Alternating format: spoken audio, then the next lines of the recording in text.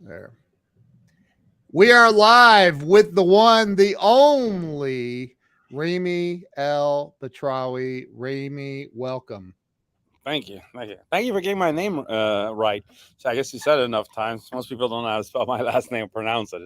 I know how to spell it and pronounce it, and I hate it when people, but I don't like it when people call you Ramy. Yeah. In But fact, they do do I that. correct Yeah, them. I'm like, no, it's not Ramy.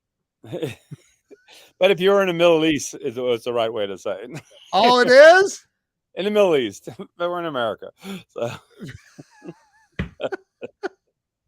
So, Ramy, for the two people left on planet Earth that don't know who you are, and have not read your book, look, Joe game Ingram on says, them. "Hello, Ray, me." That's how people, the way he spelled it, that's how people remember my name and say, think about how they taught you how to think do, re, mi, fa, so. Just say Ray, me. That's it. It's easy. So we have Darlene. Look, Linda Ann Barber, who's a dear friend of mine out in Colorado. She has read it twice. That is awesome. Thank you, Linda. Hopefully you Here's got the a book. Can You Really Think and Grow Rich? And Ramy, we're just gonna. And by the way, Craig Doswalt's gonna hop on here with us because I want to introduce you and Craig. He's gonna hop on here in a few, but that's a nice green screen you have of the Hollywood Hills behind you, by the way. Yeah, it is actually the hills, which I love. It is actually the way it is right now. The sun hasn't set yet. I love the summers because the sun doesn't set to almost 9 o'clock. Look, there's my buddy Vinny Chopra, who lives up in the San Francisco area. I have, in fact, I tried to get Vinny to come down to your event there with for the Napoleon Hill Foundation. Yeah. So I love San Francisco, but it's just like 20 degrees cooler. I just don't like being cold, but it's a great city. I've never been there. Yeah, it's like a little mini New York, but cooler. It's just really, San Francisco is great, and there's a ton of money now because Silicon Valley is around the corner from there, and it's just and everything kind of starts in San Francisco. You conquer San Francisco, you kind of conquer the rest of America. That's where Uber started, where everybody wanted to conquer first San Francisco before they expanded the rest of the country. So it's San Francisco is cool. Wow. You would love Vinny. They call him Vinny Smiles Chopra. Like, cause he smiles like nonstop. He's incredible. You guys would love each other. And he is a huge real estate syndicator, like big time, big time. And we're welcome to go to his house. See, and he's got a nice house up there too. So what's a real estate syndicator? He puts together real estate deals and buys these $65-85 million properties with groups of people that are investors. And I mean, he's got a couple. I've seen them. He's got a couple of properties that are unbelievable, like small cities. Cool. Well, maybe he might like our project to get involved with. So maybe it's something we'll talk about offline. You love what we're doing. You can't talk about that though, right? I can probably after next week. I'll be announcing it because we are partnering up with the city now. It's I know all about it. It's huge. Yeah. So you remember Jose Garza? Yeah, absolutely. Jose. Hey, he kind of got pictures with everybody, Willie and everybody else. He was all over the place. He's got a great face, doesn't he? He's awesome. Yeah. So look, Jose said, real huge, talking about your project. Hey, Nick Ogilvy, by the way. So here's the deal.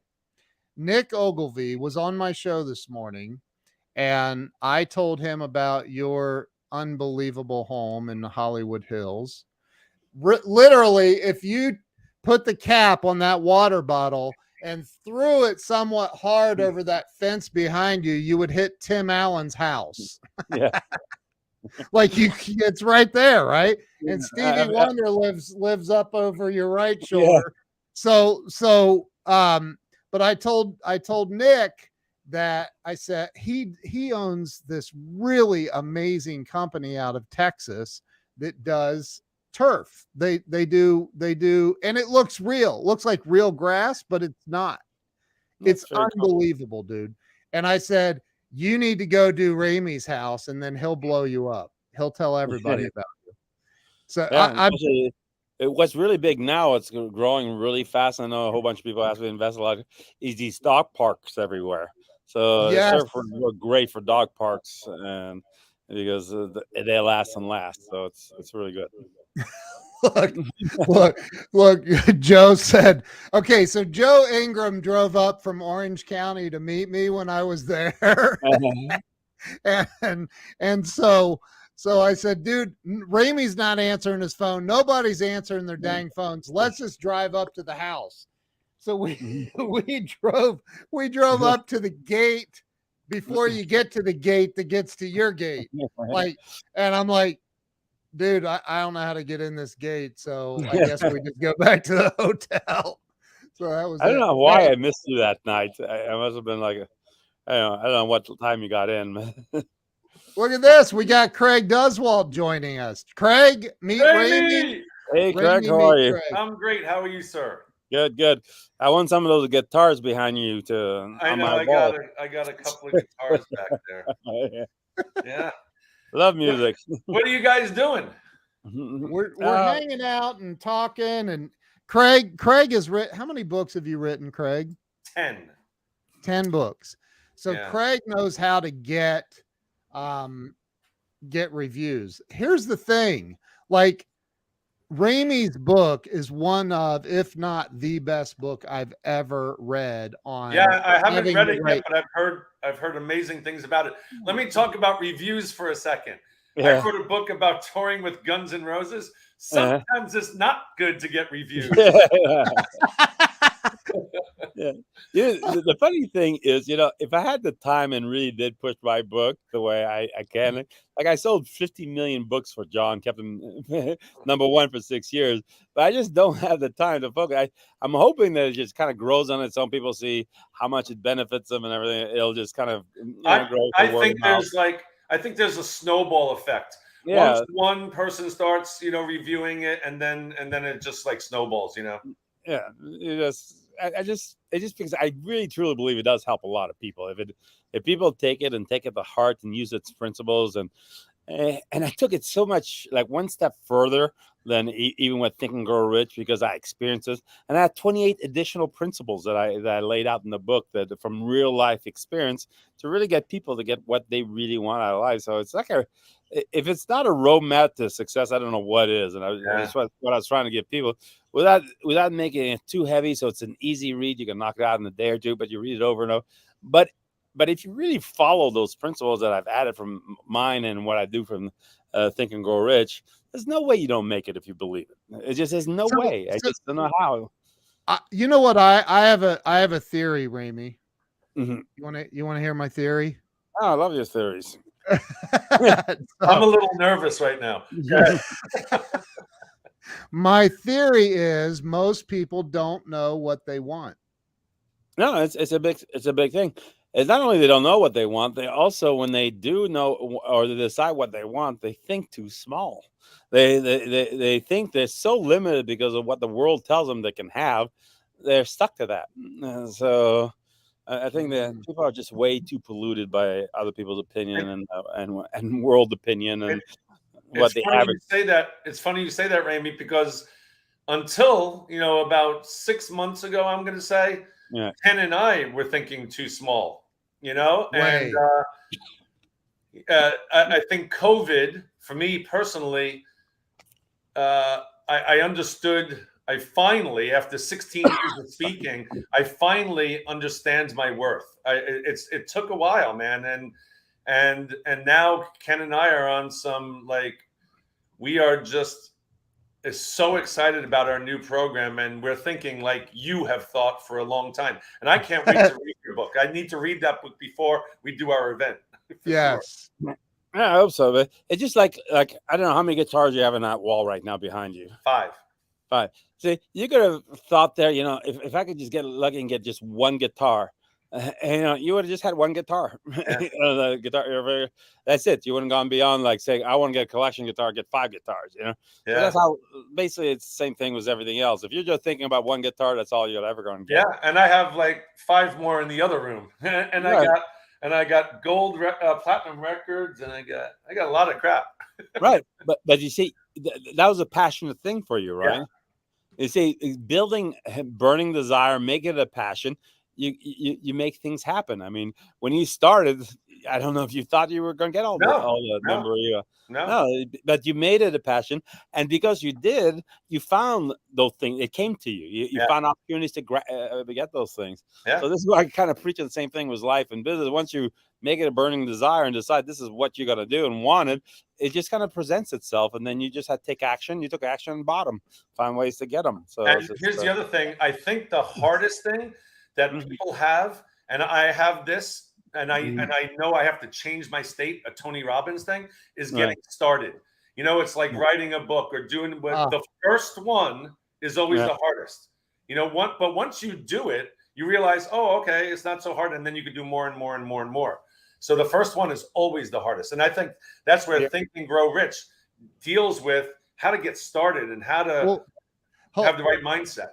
Here's what separates Ramy the billionaire from like, he has this 1987 De Tomaso that he had it completely rebuilt, shipped over from France, had to put a couple $2.5 million into this car. I walk in, he's like, you couldn't hear it run on the Zoom, right?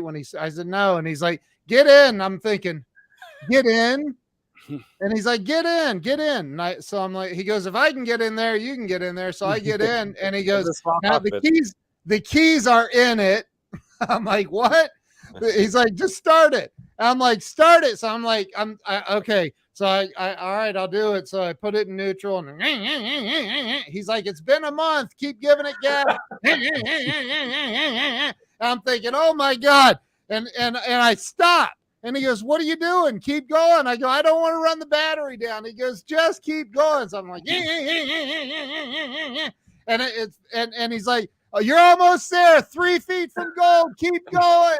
And I'm like, oh my God. And there's an audience of people around. It finally starts. But anyway, like Ramy. Now, how great was that sound when you finally started? Oh God, it was unbelievable. Yeah, and then he's like, here, get in my convertible Bentley and start it too. I'm like, what the hell? All right, so I have guitars and I have books that I've written. Ramy, how many cars do you have? Well, I'm not that big on this. So I just do the things that that special car was because I owned it personally in 1987, and I was homeless before I bought that car. It was my first reward for making the 50 video. Oh. So, and I love convertibles, so I have that Bentley convertible. And then at times, I pick up people at the airport, so I have the Bentley, which is Stretch. It's Stretch, it's Silver Spur, because it's a great car. When I drove it, I did buy one for John also, the convertible. But he bought a convertible for John Gray. Bentley. And then my wife, she loves Porsches and she loved the SUV, so she got the Cayenne. So that's all. I don't have to go beyond that. Okay. I'm not one day collect. I love like the Hold 56. Hold it. No, I saw pictures of the garage. Come on. Yeah. Yeah. Don't forget about the 1,000 Teslas you just ordered. Yeah, well, that's for the company. That's a business thing. Yeah, that's a business thing. But I get the things that I know. Like, I'm happy. Like, all I need is one jet. I then had 7, but one jet is plenty. Yeah. One house is plenty. I don't need to get 35 homes and stuff. That's good. Yeah. Yeah, it's like I get enough. So the rest is just for now, making more. Keeping score for building things, create jobs, do stuff that. But I do enough to where I live up to where I'm really happy that I don't need anymore. So it's good. But I get the best of everything because I do enjoy the best of everything. I did. So I think my point was Ramy is not afraid to lose everything. No. Not afraid. I mean, not in any way. Like, okay, so Ramy was talking, and I forget what it was, but I said to Ramy's wife, I said, hey, I need to borrow your Bentley convertible. I need to run down the road. And she goes, the keys are in it. And I go, yeah, right. I told Ramy about that later. He goes, I wouldn't have cared. And he meant it. And actually, like I tell you, when I park or out in the streets, I leave the keys in the car. It's more convenient taking it out, fumbling this big key. But I don't think anybody will ever think that they can hop in a Bentley and just take off, push a button and go. So, but if they do, it's okay. There's others. You got crackheads down on Hollywood Boulevard watching us right now, going, "Oh, that guy!" No. Wow. No, but it's fun. It's always great. You live a happier life when you live without fear, and that's why I keep on trying to teach people is. It's not only is a freedom of just not worrying and you're smiling, even your friend that smiles all the time. You know, when you have no fear, you're always happy because you're not afraid of anything. And also the confidence that it gives you. Oh my God. I mean, you walk into any place, the strength and confidence because you are the alpha male. The strength that you have by not having fear, you know, it doesn't matter how big the gorilla that you're dealing with or whatever it is, because you're not worried or afraid about it, you know, or afraid about poverty or afraid about anything, then the confidence and strength and freedom, I mean, that one thing alone makes you the richest man in the world. I mean, you just like, you feel it every day, no matter about what you have, what you don't have. You have no fear, then life is just like. And I always think, amazing. you know, what's the worst case scenario, right? Like, so we had a big house in California, and if we lost everything, because we have no fear either, we'd go to a nice 2-bedroom apartment in Studio City, California, and we'd probably be closer to the kids because they'd all be in one bedroom and we'd be in another. So like, the worst case scenario is not so bad, you know? And then that's what we have to say to ourselves. You know, we get one life. You get one life to make a difference in this world and do something and leave a legacy. And then why live in fear? And like, I know Ramy's story. I think you've lost twice, right? Lost everything twice. 6 times. Oh, okay. And he was a billionaire and lost it all. Get it. Yeah. But also, you gotta get rid of offer, even like death. Like people, like one of the biggest fears, people dying. It's like nobody's gonna get away from dying. I mean, billions and billions have died. Everybody that's living today will die. You know, if you die at 50 or you die at 80 or die 100, it's basically the same goddamn thing. When you think the universe is how many billions of years old, the world's billions of years old, you know, and we're one speck in our galaxy, and there's trillions of galaxies, whatever. I mean, our life, it means nothing that you know. So fearing to die at 50 or 60 years, to die, it's just it's going to happen. You can't get away for it. So why be afraid of it? No one gets out of here alive. In any way, be afraid of it. You know, do something about it, but you can't. Yeah. So you can't even fear that. So at the end, just there's no reason to be afraid of anything. So that's why you can live life more fuller and take more risks and more. Amen. So you know, if you could, you know, I was watching, believe it or not, I just introduced Courtney to Roots yesterday. And it was such a great show. But I remember those guys in Africa before they were happy and they had nothing and they were really happy because they didn't know it much better, you know. And then they came to America and they became happy because we were slaves. But basically, it's more like people in Africa was absolutely nothing. And when I was in Santo Domingo and went into the areas where they had no running water and tin roof, and they were just dancing on the street with music. And, you know, they were happy, so you can be happy and be confident. You know, it's what you decide to fill your head with. And the problem was having knowledge of the internet and everything. Now you know what you're going to have, so you become more unhappy because you don't have it. So unless you get yourself to a point of really going after it without fear, then you'll be unhappy. So, and you know what? We all have to be ignorant or don't go for anything. But and we have to enjoy the process too. You know, you guys were talking about that the other day. Yeah, it's great to get there, but if you're not enjoying the process, see, that's what I love about speaking. I actually love being a speaker. I love running a mastermind. You know, it took me like 45 years to figure that out, but you know, I love doing that. So I love the process of putting on events, the process of, you know, coming up with new things to talk about. I love that. Yeah, exactly. The same way as I love building businesses. I couldn't go. Nothing is more fun than structuring a business. Yeah. It's like a puzzle. You get this employee, this financing, do this, do this. Buy 1,000 Teslas. Yeah, all this.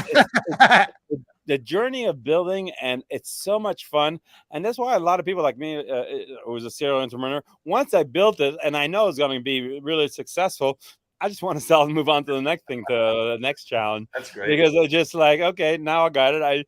I did it exactly the way it should. Now it's growing. Somebody can take it from here. So looking at some of my companies that went public and I don't own anymore, that I handed off, it's living. It's almost like raising a kid, and now it's turned 18, you just let it live its life, but you gave it life. You made it, and it's so much fun. Even till today, when I create a business like you just did, Ken, with the cards and stuff, just having the first dollar come in, somebody paid for what you just did. Yeah, it's kind of cool. It's just like, okay, I create something that did generate money, or created jobs, or and it's writing your first book. When I wrote my first book, the first, the boxes came with the books in it. On opening that first box of books, amazing. It's great. I know somebody just asked when I'm going to write a second book, and I don't know, that's going to be a little bit longer. First, I'm going to let everybody digest the book. My whole concept was, at the beginning, what I was going to do was to write 3 books. One was this first book that gave everybody the knowledge and everything else, and gave them enough to inspire them to achieve greatness. The second book is going to be a lot more detail and depth, because it's going to be, if you don't get the first book, you won't get the second one. So this actually gives you much deeper roadmap. So that's later on. But the third book is going to be like, I have 48 years of unbelievable knowledge and stuff, and I believe in so many things that really propel me even more. And it's so hard to really comprehend it unless you get the first 2. So actually, on the third book is going to be, you have to take a test for the third book. If you can't pass the test after reading the first 2 books and living a little bit, you can't buy the third book. And it's extremely expensive. And it's going to be on a tablet that, as you read it, it erases, so you can't give it to somebody else. I love that FOMO. So the third book is going to be for, you can't have it. No, you can't have that book unless you get the first 2 and pass the test. Hey, everybody's asking where to get your book. Go to kenwalls.shop. It's in the top row on my Amazon store. That's the link directly to my Amazon store. And yes, I need to disclose that I do make a small, tiny commission from Amazon if you buy it from me. Ramy does not pay me for that. Yeah. By the way, if you don't want to let Ken make any money, just go to my site, Ken You Really Think and Grow Rich, and get it. And Ken will make a dime. So do that. Stuff at do Ken, that. do that.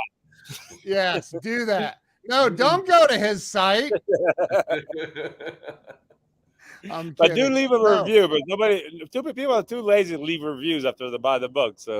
So listen, I want to bring that up. So just so you guys understand, that when you leave a review, it actually helps the algorithm. If you bought the book and you read the book, please go leave a review on Amazon. It doesn't have to be a long review. Just like a 1 sentence. That's what, what it is, Ramy? I think people get overwhelmed, because I deal with this all the time. Overwhelmed. Oh my God, I got to leave like a perfect review. It's got to be perfectly grammatically correct and all that stuff. And it's got to be a paragraph long. Otherwise, Ramy's going to be disappointed that I didn't live a good review. No, just say, even if you just said, I really love the book, Ramy is awesome. That's it. Hey, you guys chat for a minute. I need to go get some water. Okay. So seriously. And even if you don't do that, just hit the 5 stars or 4 stars or whatever you think of the book. And don't say anything. Right. But I think people just get overwhelmed that they have to, and this is writing books or starting a business or doing, that they have to do it perfectly. Otherwise, they don't do it. Right. Just like we just said, write 1 sentence, just give it 5 stars and be done. And that just starts the process. But people have a lot of things is, where do I go?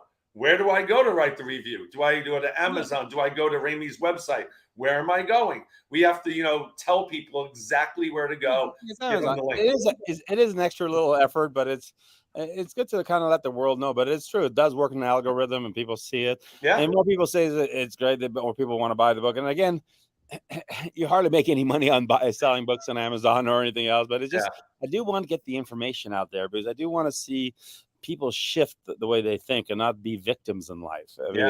I see way too many victims. I meet them every single day. you know. And I personally carry like books in the trunk, and when there's so many homeless people here, when they come and ask for money, I usually give them the book and the guy says, read this book. Hey, Ramy, do you have like bulk sales?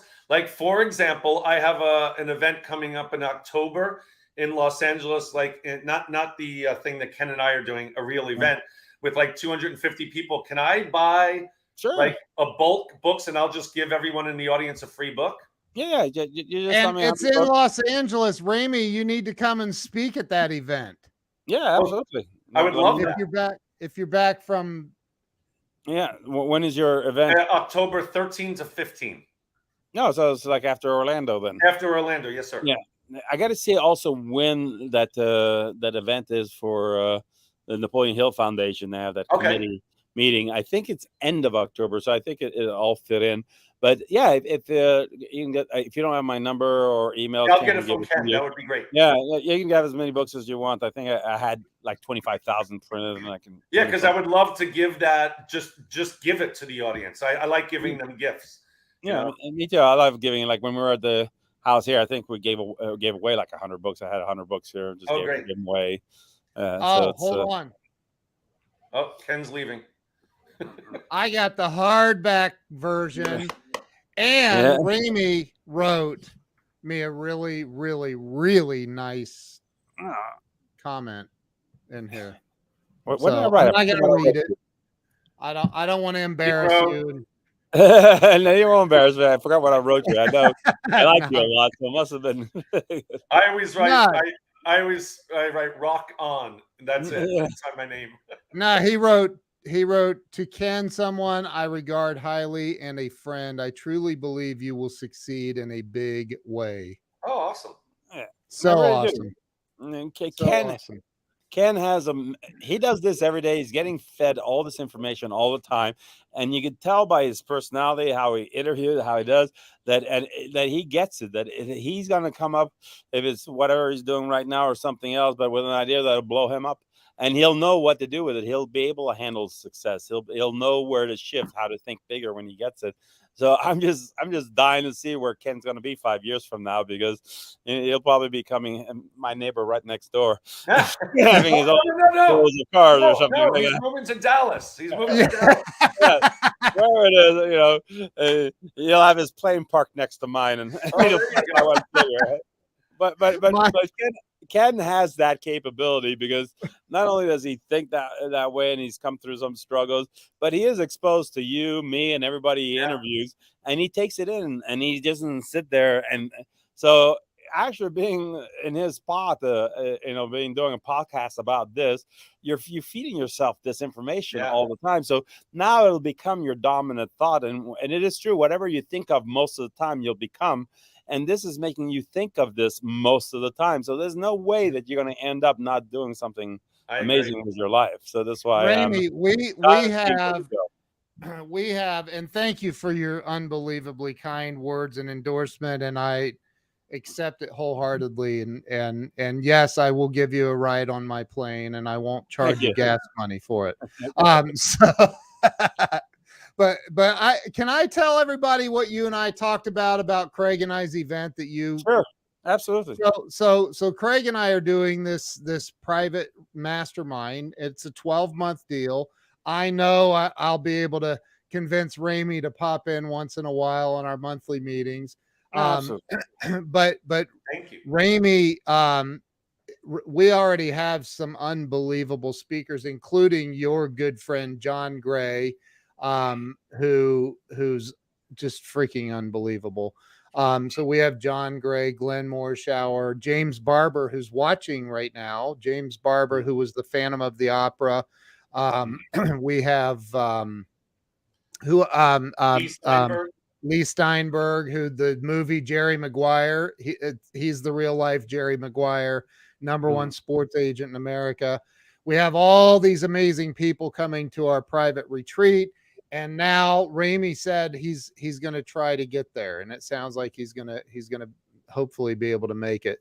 So that'll be just icing on the cake if you make it. Appreciate that. Thank you. Yeah, no, but I'm 80% sure. Again, it all revolves on the business deals that I'm doing. But Sure. I should be there. Oh, thank you. Somebody bought my book. Whoever LinkedIn user is, I don't have his name. LinkedIn user. Yeah. Hey, if you just bought Ramy's book, make sure that you put it in the comments, and we will put your name up on screen, and Ramy will say thank you. So, but make sure that if you buy it, after you read it, go leave a review. If you have anything less than a 4-star review, don't leave a review. Go away. No, I want people to if they don't feel that it's at least 4 stars, I want to know why. You know, let me share this. Let me share what happened. So I wrote a book about. That's good. Look at that. I wrote a book about touring with Guns N' Roses, right? And it was Welcome to My Jungle. It did very, very well. Right. Literally, because of my mastermind group, I have a lot of people in my mastermind. I asked everybody when they bought the book the first day it came out, they all bought it the first day, to leave a review. I got 129 5-star reviews, and everyone called bullshit on me. The other reviews were like, there's no way that this guy can get all these great reviews in one day. This is a scam. You wouldn't believe the reviews after that. I'm like, oh my gosh, I didn't do anything weird. I just had my mastermind leave reviews. So it's weird. Yeah, even when you do good, people will still try to bash you. Oh, I know. It's also jealousy, or you gotta find something wrong. I mean, there's always a fallback. You know, you're always, one day you're a hero, next day you're a zero. Yeah. I mean, it's just like no matter and the bigger you get, the more then you become a target. And there's enough haters out there that just hate you. They're hiding behind their keys on the internet. You know. That's why, like I said, if you let go of everything, don't let it bother you. I don't care. That's why, I don't you mind just had the Phantom of the Opera buy your book. Look at that, James Barber. James. You're gonna love the book. Wait, Ken, what's the site? Ken's what? Kenwalls.shop. It takes you to my Amazon store, and just click on books, and Ramy's is in the top, literally right next to mine. I hope it's above yours. It's next to mine. Okay, on the right or the left? Yes. You'll have to go look, Ramy. Jeez.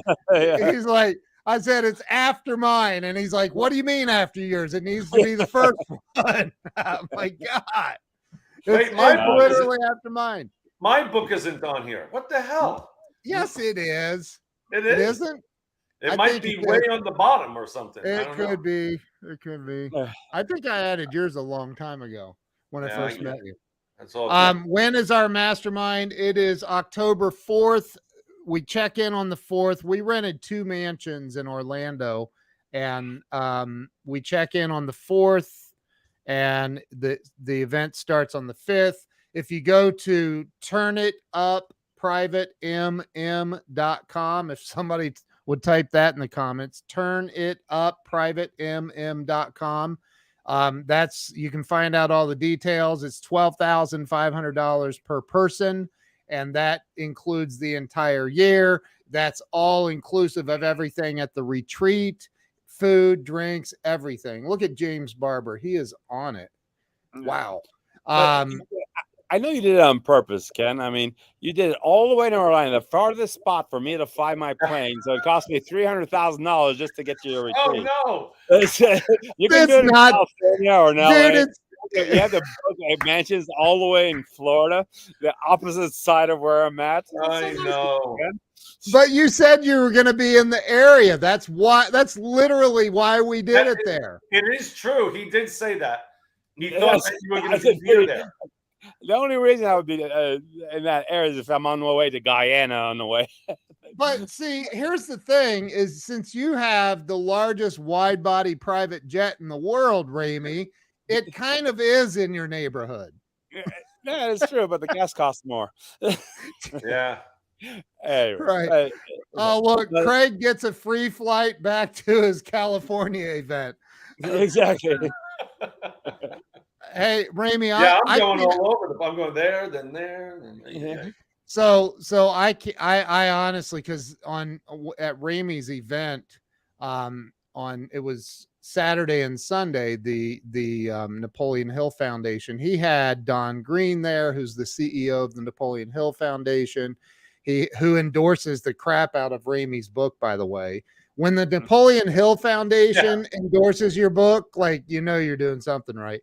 And then Ramey has a special plaque at the Napoleon Hill Foundation in Virginia. Like, it's insane. But he had John Gray there. I mean, Willie Galt who played in the NFL for how long? Chicago 11 Bears. years. Yeah. I got my picture with Ramey and Willie. But so Ramey took everybody. First off, Ramey has, Craig, you would love this, being from the music background you have. Ramey has a show called 27. Oh, I know. And that's a big thing in the music industry. All the stars die at 27. Yeah. And that's his show. So bad. They did a performance on his tennis courts on Saturday at his event. And then he took, well, first you took everybody to the plane, right? The concert was first. The concert was first.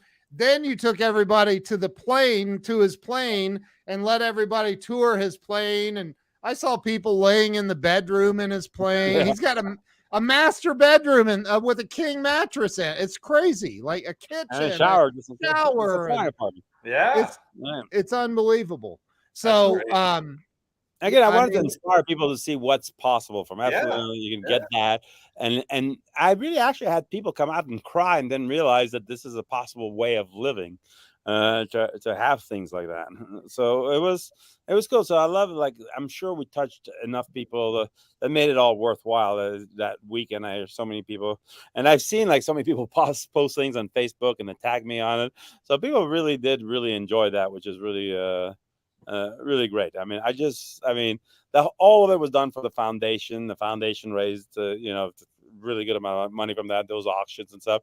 And there was people, it was flattering that, people paid like $6,000 just to have lunch or dinner with me that next day and stuff. So it was all to go to the foundation. I love what the foundation does. It helps education, put people through school and stuff. And it's all a nonprofit. So, and Don Green is so honest and selfless. I know that whatever money comes in, he does spend it on what he says he spends it on. So it's like he's a banker and everything else. And so I love, it's one of the few charities I would trust to raise money for. But so that's why the whole thing was all about doing this for Don and Napoleon Hill Foundation and stuff. But it was great. I mean, I love people's reaction. They stayed there for like 3-4 hours just taking pictures and stuff at the airport. It's crazy. It got dark by the time they were all done. It was kind of fun. It's absolutely amazing, and I missed that because the next day. But you'll have the experience pretty soon. You'll like a visitor. It's we have a little airport nearby. I don't know if you could land it there though. Probably. It's small. You know what's amazing about Amazon? I just bought Ramey's book. I bought the hardcover, and it's going to be here tomorrow morning. What? I swear, it's insane. Amazon. That's because you don't live in the middle of nowhere like me. Yes. Well, it changed. Like when the book first came out in September, there was such a paper shortage. It took a month to get the book. But now I'm getting it tomorrow. Yeah, crazy. And that one, you know why you got the hardbacks don't get there tomorrow now? Because that's a better hardback. I made all those hardback and I didn't do the self printing. And I shipped it over to Amazon, so they have it in stock. So they there wasn't enough paper. That's interesting. Yeah. The paperback, I also sent them some, but I don't know why they're not showing the paperback that I'm selling it for less than what Amazon is. But they won't show that one, so that's being printed by Amazon. But it's okay. I'm glad you got the hardback. Because I got the real copy. Yeah, you got. We spent a lot extra on that hardback, but it's a really cool book. I only made like 2,500 of them just. But so you have like a collector's edition. Sure. Yeah, I like that. And I'm like number 64 out of 25. Yeah. And you can get Ramey to sign it when if Ramey's able to make it to Orlando. I hope he Ramey, instead of spending all that money on fuel, just hop on Delta. It's one of those things. I've been because my plane's been down. I'll do it. I don't mind, but once you have it, it's just. I know. When I toured with Guns N' Roses, I have to. This is like, every seat was a first class seat in our plane. We had a plane, and we went everywhere first class. It is so hard to fly in coach. I don't. So what happens now? Because we love our kids so much, I guess I can't fly coach. So my wife and I first class, but my kids fly first class because I don't want them in the back of the plane. It cost me a fortune to fly because the stupid Guns N' Roses. God. But it's a convenience. You know what it's like not to have to go through security or anything. You can drive through the airplane, and even if you fly in other countries, customs come to the plane and check you in. You have your cars waiting there. The car's waiting when you land. I mean, they treat you. He can't fly commercial ever again. You can't fly commercial ever again. No, how could you go to an airport that you have to wait online, customs, security? Yeah, I could carry anything I want on the plane. Nobody will know.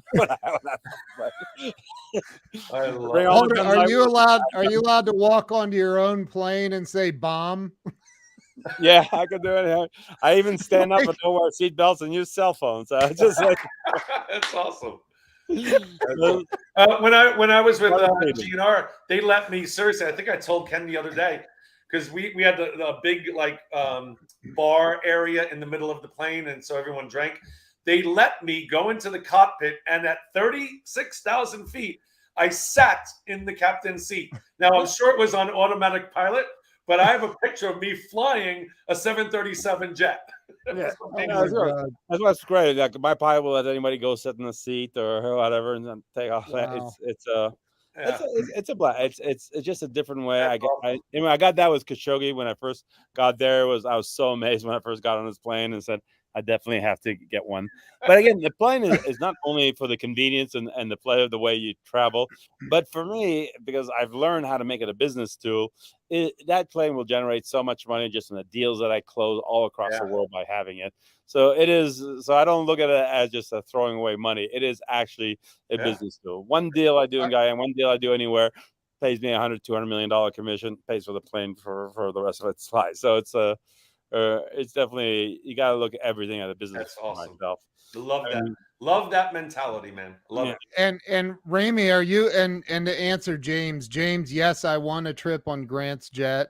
When they called to schedule him to pick me up, I said I'd rather spend my own money, fly to Miami and sit with Grant for 3 hours or a couple of hours. He gave me 3 hours, but and pick his brain about my business, and that's what I did. So I did not get on Grant's jet, although I won the trip and I have the video to prove it.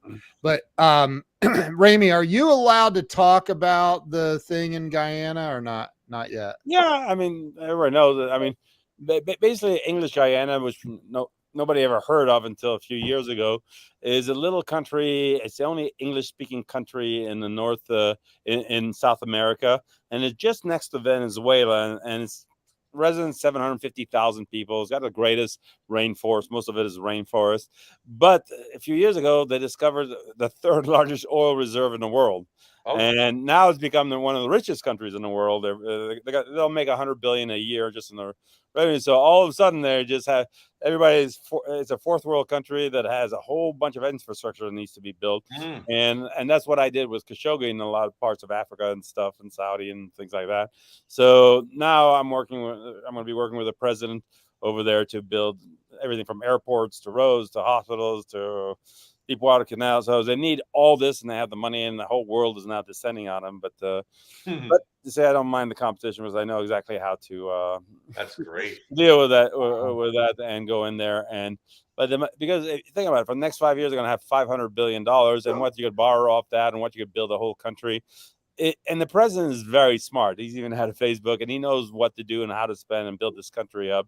And he's not shy about spending money. I mean, he's been spending billions of dollars this whole year just building a whole bunch of roads and stuff and making their population richer. So I'm there. So my mission is to go in there for the next 5 years and help build a hell of a country out of what he has. That's amazing. And from that, I'll make my billions. But again, I'm giving back, so the country is going to become really great. So wow.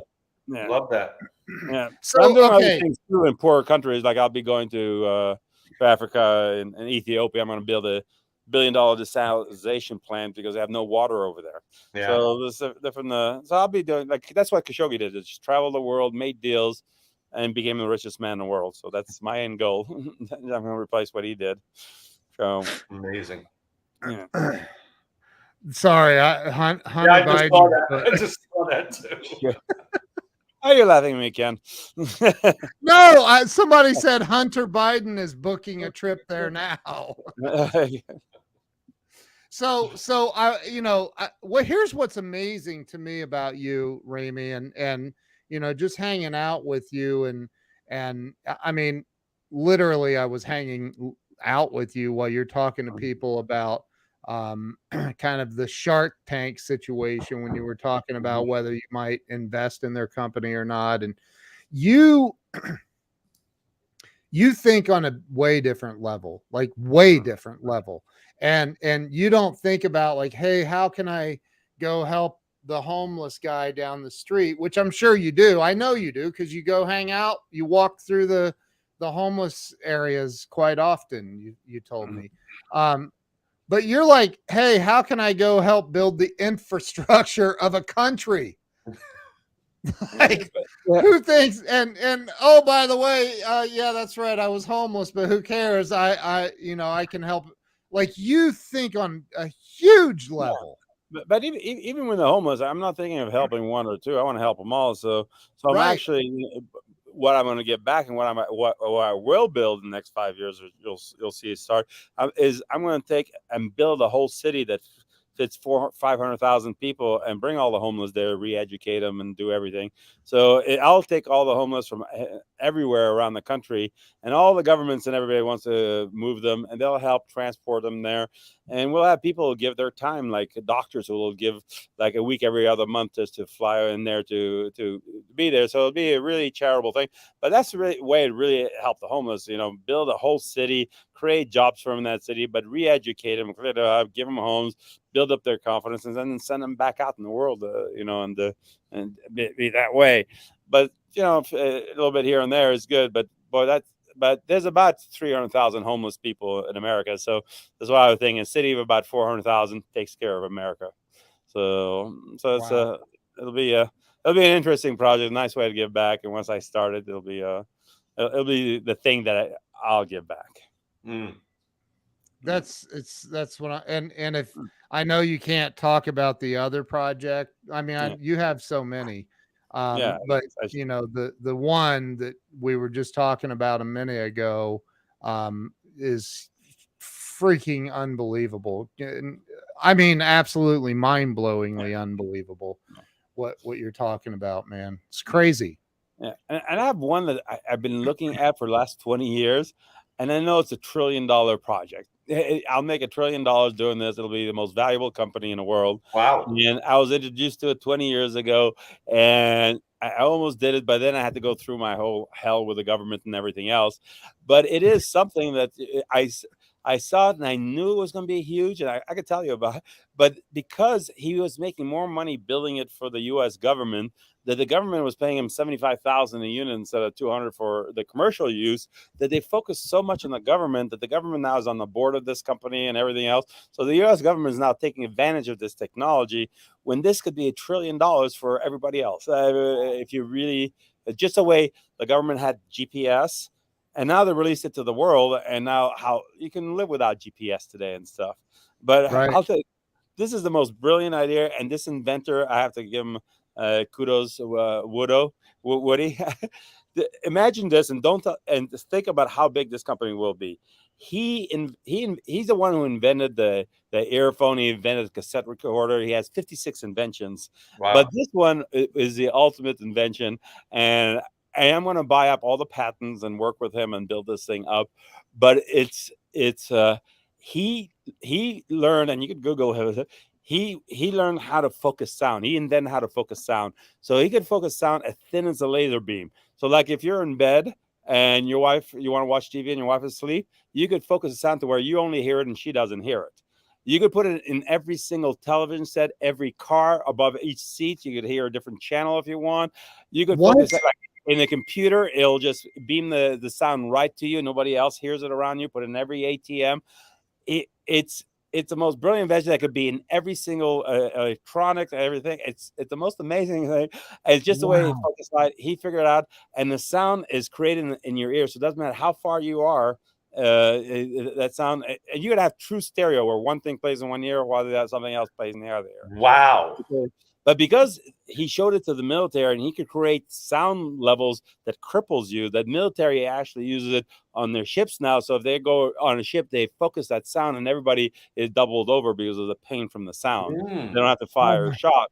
And they can create like fake troop movements behind you, so they think that there's troops coming from behind you. So it became a military application instead of a commercial application, and they've like put them out of the company too and everything. So this technology is sitting there to be blown up to the commercial use that they've ignored because they're making so much in the military that.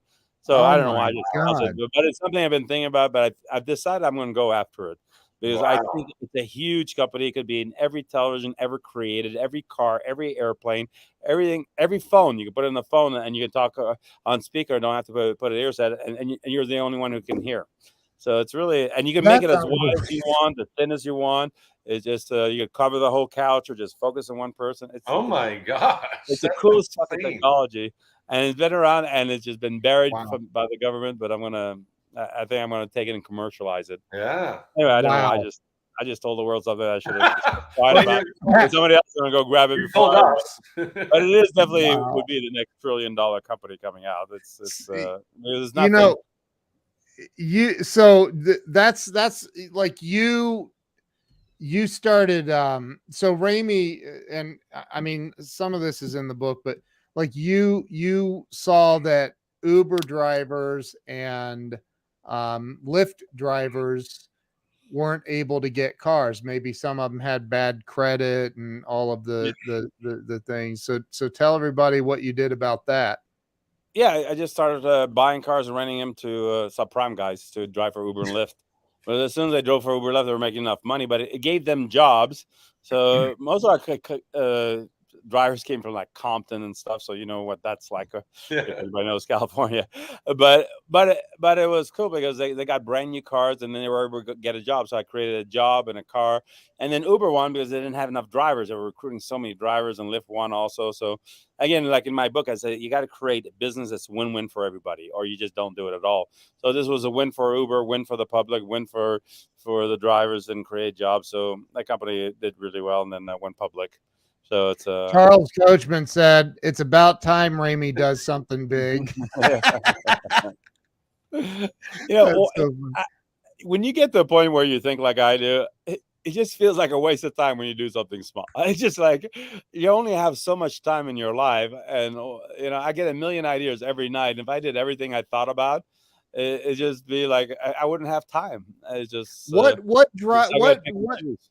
what drives you to take action on some of them? And because I think a lot of people have that, right? A lot of people have great ideas, but most of them never come to pass because they don't take action.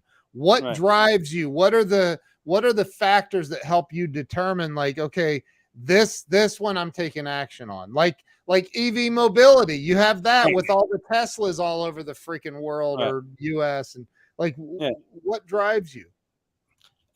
I look at different criteria. One is if it's the right time and play. Like EV mobility was the right, because Tesla is blowing up. Everybody's going electric. Every OEM car makers announced they're going to be all electric until 2030. So I know electric was going to be the future. And then I was trying to figure out how to get into that market. And then one of the things that really drives me is, does it scale? If it doesn't scale to billions of dollars, then I'm not going to bother with it. So it's one of the big things, because I know I can take action in anything. So if it's a company, like I'm not going to open up a restaurant down the street because I know the limited amount of what I was going to do in that restaurant. If I discovered McDonald's like Ray Kroc did and realized you could franchise and make tens of thousands, or started Starbucks or something, that's one thing. But having a little restaurant or a little boutique shop, that's like, is not gonna do it for me. That's a lot of time that I don't have. But if it scales, is the number one thing. And two, then is it a win-win for everybody? Does everybody win if I do this? If it's something that I think anybody's going to lose, then I don't do that deal. So win-win scales. Is it worth my time? Because I could do so many other things, and it doesn't. I don't think. Oh, do I know this industry? Do I understand it? It doesn't matter, because I always can hire people who understand it. Because all business and everything is basically common sense. How to put it? You got to buy low, sell high. So if I don't understand it, like I know nothing about technology, but I could hire million programmers. I could hire people to run the companies that I do, but I can understand the concept. If it makes sense, then I know how to bring it and blow it up. Yeah, why aren't you on Shark Tank as an investor? That would be cool. Yeah, I know. I guess I was never invited, but I try to keep a low profile for a while. But I do know most of those guys. Mark Cuban is a good friend. I met him from Sterling and stuff like that. But I don't know. I'd rather invest in I have enough ideas. I don't need to take on somebody else's. Do you find it hard? This is a kind of serious question, because you have so many ideas in your head all the time. Do you find it hard going to sleep at night? Oh yeah, I sleep only like 3 hours a night at best. Really? That's what you do? Lot. Yes. Yeah, because I have to take 2 Ambiens and 2 clozapams to do that. So if I don't take anything, I'm awake. I stayed awake 2 weeks once. Not without 1 week of sleep. I'm kind of not as bad as you, but I'm kind of the same way. I have so many ideas in my head, and they all hit. Like, my creative time is late at night. Yeah. But when I try to go to bed, and because I'm in creative mode, oh my gosh, it's like an overload. I have to watch TV to get my mind off of sleeping. Yeah, that's what I do. I have to take the pills and watch a movie or something that gets me just to be able to fall asleep, but then I will wake up. But it's worse when I figure out, like, I might have a million ideas, but once I decide on one, then it's even worse, because I'm thinking of a million different ways of how to make it work, and all the possible things that might happen, and all those. But you gotta be like a chess player. You gotta think 20 moves ahead of every single possible scenario that business is gonna take you. So it's one thing I'm thinking, but boy, when you grab hold on to one, then you definitely don't sleep. Oh, I know. You're in execution mode, and how you're gonna make this work. So Ken and I are doing this new event. Seriously, we're on the phone like 12 to 15 times a day. Just putting everything in place, and then I lay down at night, and I have 500 other things that we want to do. I don't have enough paper near my bed. But that speaks also back to where we were to start at the beginning, where if you decide what you want, because you decided, if people think and get their mindset to, I want to build this, those ideas flow. There's something like tuning in your radio to the universe, and then the ideas will come up, and you just have to execute. Yes. So anybody can achieve anything they want in life. It just, they have to decide they want to do it, make it a burning desire, and tune in. And tell me, the universe gives all this information, and it's out there. You just haven't tuned in right. I mean, how do you think Einstein figured out the curvature of the universe? He was a physicist or whatever he was, and he was thinking about it, and he got the answers. It hit him. All his equations came because the universe gave him that information. So it's really, or Marconi, or whoever invented anything, they thought about it so hard that information came in. Or Henry Ford, when he thought about building cars, and he created the assembly plant, he thought really hard. It didn't just come up like this. He figured out, I have a team that just built tires, and team that did this. He thought about these things, and he figured out, and he had no money, and he started these things. So it's really your mind, and the universe will feed you everything in your mind if you just open yourself to it, because it's all out there. They just say, I don't know how to get started. First think about it, make it a burning desire. It's amazing what comes up. Then you just take action on the things that do come up. I mean, and it's it's like the thing, the Turn It Up mastermind we're doing. Like, Craig called me, we talked about it, and we had no idea like what we were going to make it. We didn't even at the moment have the thought of doing a retreat with the mansions and all of that. It was like, it just, the more that we kept thinking and talking, and we're still coming up with ideas every day. Like having Ramy El-Batrawi show up and speak. That's a great idea. That was in the beginning, though. So that was in the beginning, actually. Yeah. James asked the question: how do you guys? How creative do you guys while working out? Who says we work out? What? What? Yeah, right. Here it is, right there. Yeah. Yeah, I just Googled. This is so funny. I Googled when you were talking, Ramy. I Googled Woody because I heard you say the name Woody, and I Googled Woody sound, and it came up. Yeah, and it talks about binary sound, focusing sound, and everything else. So, yeah. It's there, but nobody's taking action on it. So I've decided to. That's interesting. That's so good. Yeah, because he has a TED Talk. If you look for his TED Talk, I saw it. It's right here. On there. Yeah, if you listen to his TED Talk, you'll be blown away. I mean, he was on his way 20 years ago, but it got changed direction because of and because he was here in San Diego, and I was going to invest in his company, but then that's when all the government stuff was going to happen. I've been thinking about it for 20 years, and I just thought, you know what? Maybe it hit me like the other night, because when I was listening how, the first $1 trillion company was Apple and all that, I said, I could build $1 trillion company. What can I build $1 trillion company? And that was that what came up. I remembered Woody.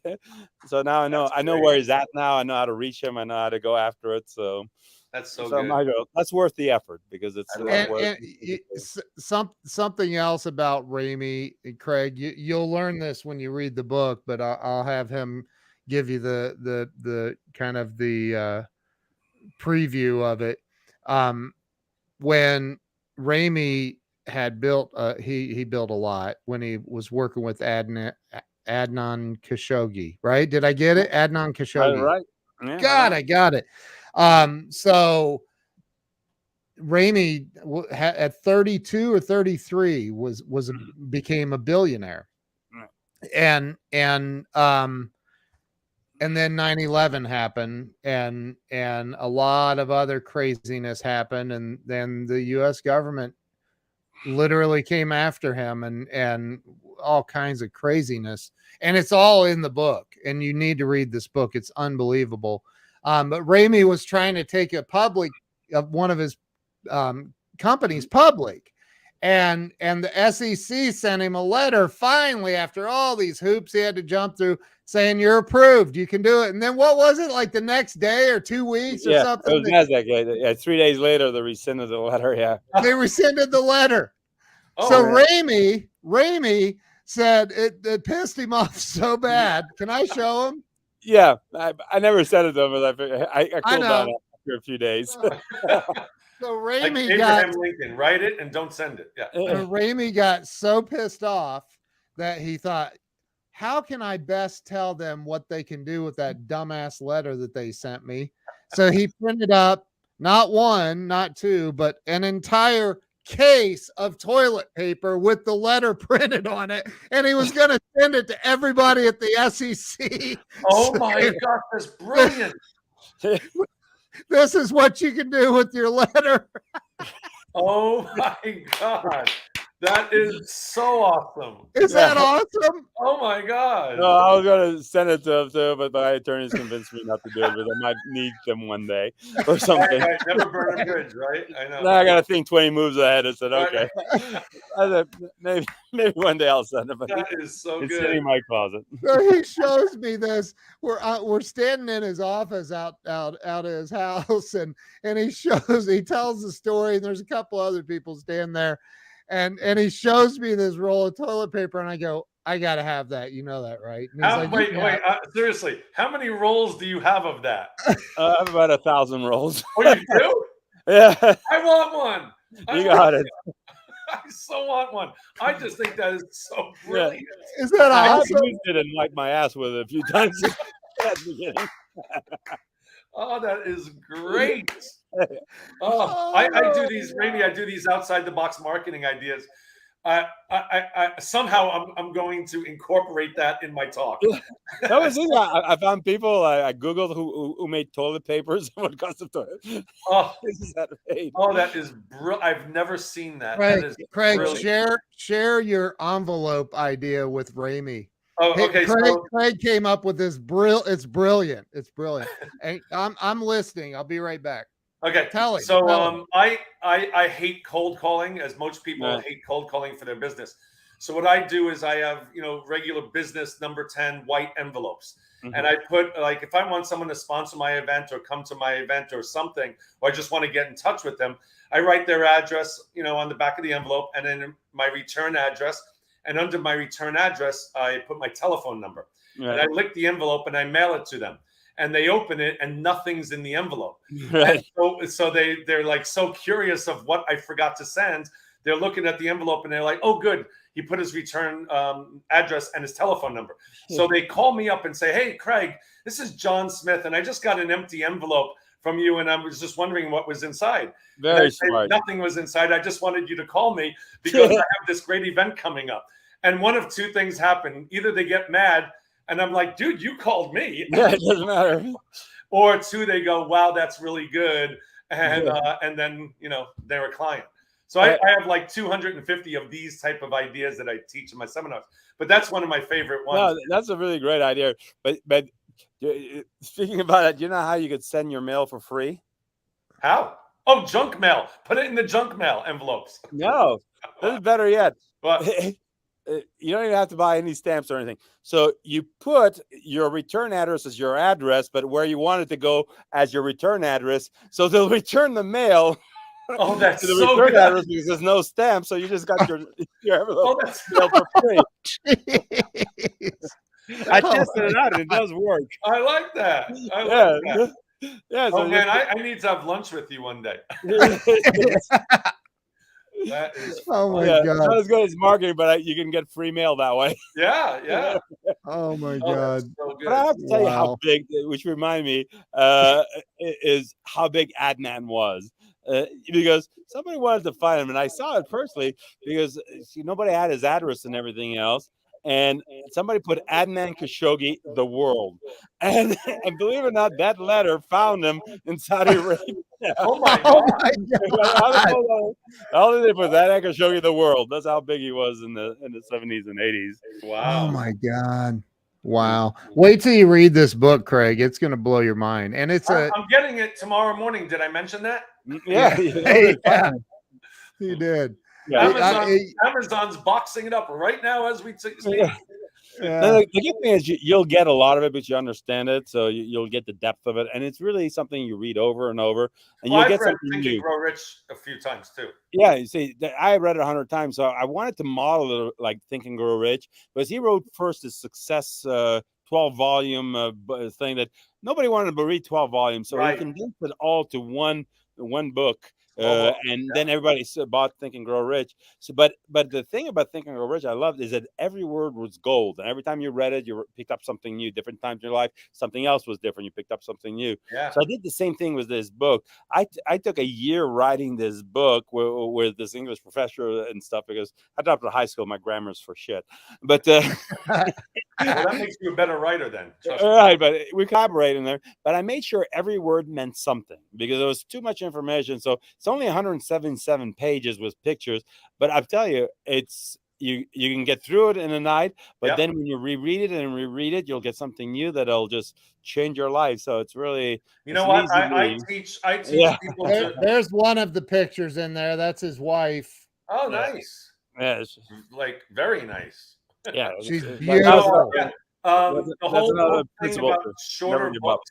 We all have the attention span of a flea. So these shorter books are the way to go. You've basically, like you said, every word is gold. You've cut out the fluff and you made it like just right to the point. Oh, there's the plane. Yeah. Nice. Yeah. And I before we move on from this topic, I gotta say his wife, Courtney, is not only beautiful, but she is a beautiful person. She's just so sweet, so nice. Yeah, and she watches all my shows, so that makes her even nicer. Courtney loves you. She's an amazing person. Courtney is. And again, with the principles of all those things, she had to reject me 100 times before she finally said yes. We've all had that. Yeah, but again, this is one of the things I do explain. Like, if you approach business like a person you fell in love with, that amount of passion and burning desire to have that person, and do the same thing, use those feelings, do the same thing after a business, you'll get past all the rejections and then win at the end.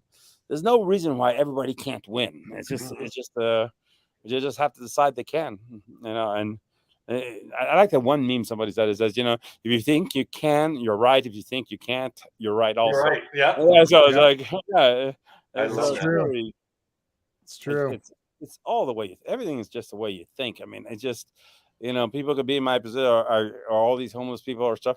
If they thought differently than I thought, this was why you don't make it and stuff. I mean, and the reason I waited to write that book and I took those pictures even 5 years ago, I was literally totally broke 6 years ago. I had nothing. I was in the streets, $21, just coming out of mental institutions because I was going through withdrawals, totally nothing, and was able to rebuild everything and more in 5 years because I made a decision that I was going to do it. Yeah. And I was back to thinking clear. And so it doesn't matter of age. I was 55 at the time. So I started 55, totally broke, with everybody thinking that I would never make it, didn't have a dime. And I was literally in the street, and there's a picture of there was me barefoot, was $21 sitting in the streets, and I was able to build it back because I had that confidence. And other people who was in that position would give up on life. That did it. That's it. Homeless. I'll just do whatever to just to survive. But that's not the way I thought. And once I got clear and I was able to think the way I really thought, I just knew 100% without a doubt. And that's why I started taking pictures, documenting, and that's why I wanted to write the book after I made it. I made plans. I said it was going to be 5 years, and I wrote down hundreds of pages of how I was going to do it, and I followed everything I was going to do and never gave up, and was able to do it as fast as I always, because I felt that I wasted 15 years was battling the government and all those drugs.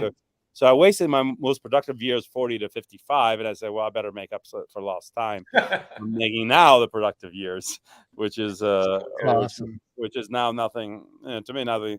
I'm now have so much momentum, which I don't know. You know what? I should have showed you here, Ken. Which I died laughing when I saw it. It is so funny. I got a letter when I turned 60 from the U.S. government, says you can retire now, $1,200 a month. I said, yeah. I just thought, when I'm even thinking about retiring, I'll never retire. But thanks for the $1,200 a month. I could really. You're like, that won't even pay my electric bill. Yeah, but it was like, it was so crazy. funny that people do really think about retiring at 60 or 65. You can keep on going forever. But I was just starting and I got a retirement letter. Wow. Yeah, I just turned 60, and my wife thinks I'm retired because I like playing golf, but I'm not.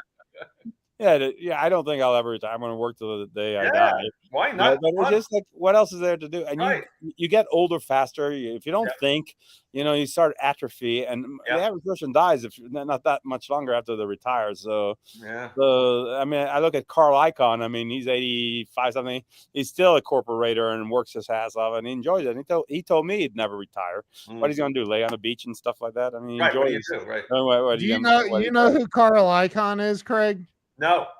You never heard Carl? Oh man, he's on the news all the time. He's I think the 8th richest man, or he's the richest man in New York. He's got $20 billion. He's a big corporate raider that went after a TWA, all those things. I mean, he's the most hated guy or feared guy in Wall Street. How do you spell his last name? Icahn, Acahn. Icahn. Yeah, I must have heard of Carl Icahn. They made the movie Wall Street after him. Gosh. Oh yes, I know. I know. Yeah, I thought we said something else. Got it. I know who that is. Yeah. So there's a great story in the book about how I got to him and everything and everything else. So it shows you that you can get to anybody and do whatever you want. So, but Carl Icahn is interesting. But and the first deal you did with him was worth $400 million. $4 million, yeah. For not knowing him, just but it's a funny story. It's worth reading the book just from that chapter or the chapters Khashoggi. That is a good chapter. Yeah, well, I'm getting the book tomorrow morning. Good. You gotta love that. I love that part. Really, I didn't know that. Also, that's living without fear, because just give you a brief synopsis. That guy I didn't know from nothing, and I just found where it was at, just followed him everywhere, showed up at his house, stayed at his house without him knowing, and then showed up at breakfast. Didn't leave until he closed the deal.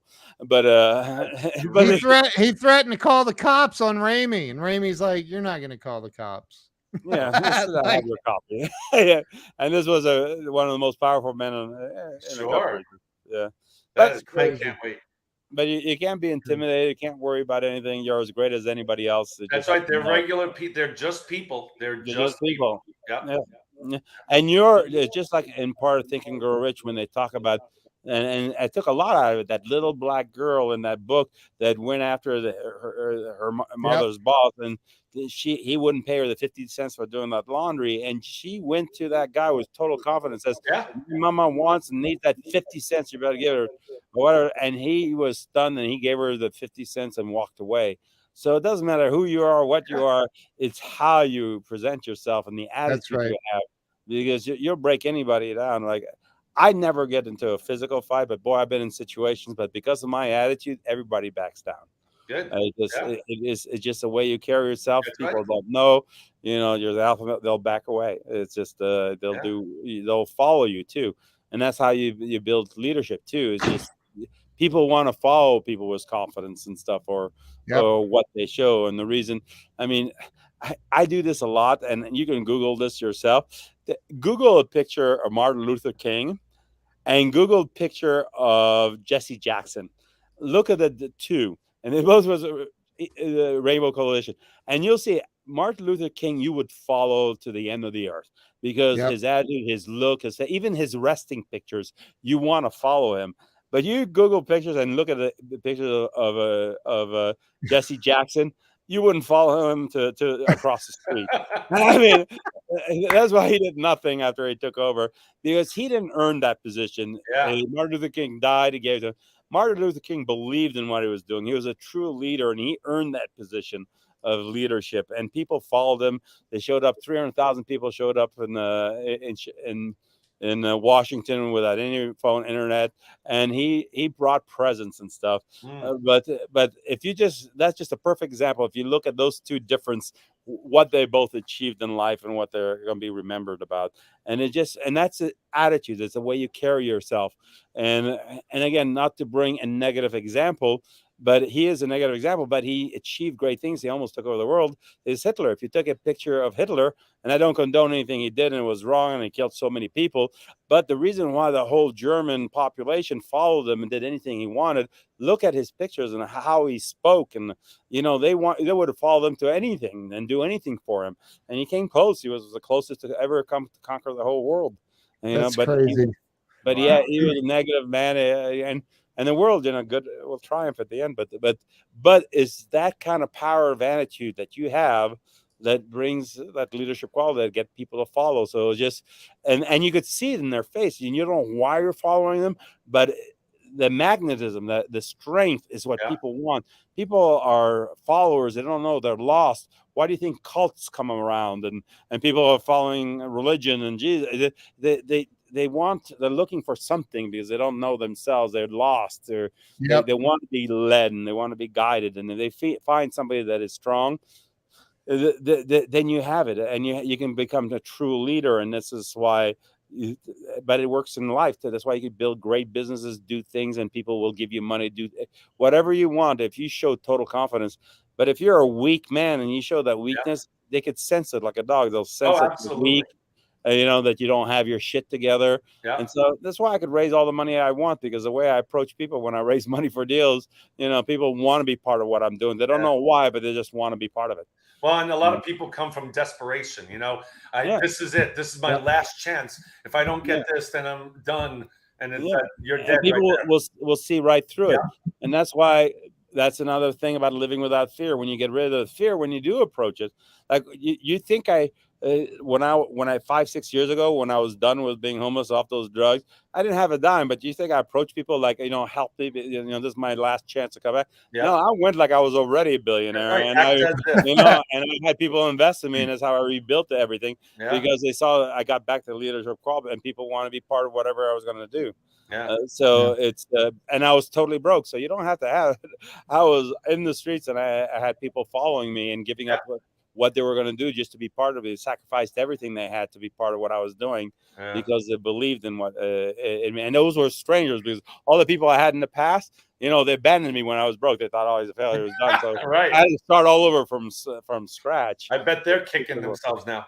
Oh, they are. Then now they're calling me. Oh, can we hang out? I say, I don't think so. All right. Right. Bye-bye. Yeah, I understand the way the world works, and I still feel I understand the way it works. I'm not ever bitter about any of it. Right. But It's just the way of the world, you know.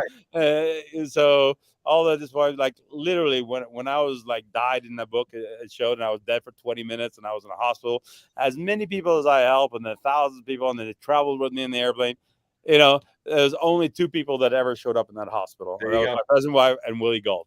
Everybody else didn't even bother calling. And my wife at that time was calling everybody. Oh, Ramy is going to die. Nobody showed up. Nobody called. It just is. But that was it. It is what it is. It is what it is. But we know who the true friends are and the true people are. And you don't burn a bridge. You're not bitter about it, but I mean, I gotta say, like Ramy does. One thing I know about him, he doesn't take things personal. He goes after and he doesn't give up. He goes after whatever it is he wants, and he doesn't give up. We've been talking about going live again, and I've been really I've been busier in the last 2 weeks of my life than I've ever been, ever. I'm not sleeping. And so then I was off the other day really bad. I ate something that I shouldn't have, and it threw my entire system into an uproar. I was scheduled to do a live stream with Ramy, and I said, dude, I'm sorry. I can't. I'm in a lot of pain. And he's like, no problem. And then, and of course I'm busy. And so hey, when are we going to do a live stream? Let's do it. Let's go. Let's do it. You know, he doesn't give up, and he doesn't take it personal. He doesn't like, oh, Ken doesn't like me. It's not that. Like, you know what I mean? He just keep following up. Let's go. Let's do it. And we did. And we are. And getting rid of the drama in your life. No drama. No drama. Oh, drama. And people will bring drama to your life. Oh, yeah. It because they want you to suffer with them. No. But I've gotten rid of drama. That's why I love living up here in the hills. Like you have to be happy with yourself. I can be alone, and I'm just happy. I don't need to do anything else. And now, Courtney, my favorite days and stuff is just when I just hang out with Courtney and not be bothered by the rest of the world and stuff. Because I'm happy enough. Confidence. I like myself. So I learn more from myself than I'll ever learn from somebody else. At this point, and nobody really adds very much, But I enjoy the world. I like being social, and I want to do things with others. But I see the greater good of what humanity can be. Yeah. But it's still to the basic core. People do think of themselves, and if it comes down between you and them, they always choose themselves, which is okay. Oh, of course, because it is what it is. Yeah. And I listen. I love both of you, but I have to choose my family. They just got home a little bit ago. My wife is waiting. My son's on a flight right now from LAX to DFW, so I got to go to the airport soon. Yeah. Awesome. It was really great. It was fun talking to both of you. I definitely want to do something here. Ramy, very nice meeting you, sir. Very nice. Same here. And Ken, always great. I love the way you interview. But by the way, you make everybody you interview like they're special to the greatest person in the world. He's great at that. So you're really good. You get lost in the moment, like if I like everything, and you focus on that person, and you make them feel like the best that they can possibly do. He's the master. I love people. Yeah. I love people. Most people. Right. Yeah.